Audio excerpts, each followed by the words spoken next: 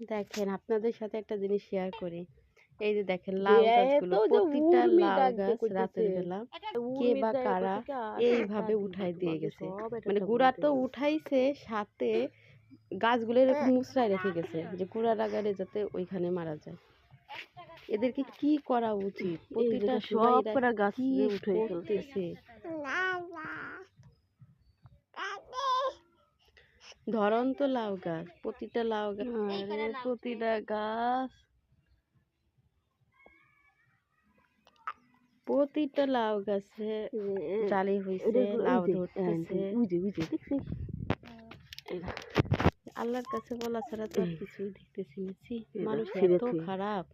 কিছুদিন আগে এখানে গাঁথা হয়েছে ইট দিয়ে, তাও খুলে খুলে খুলে খুলে ফেলছে।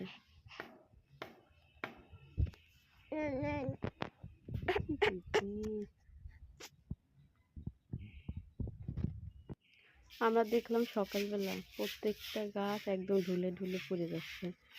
কি একটা অবস্থা! লাভ ধরন্ত লাউ গাছ সব করা ছিঁড়ে ছিঁড়ে খাচ্ছি।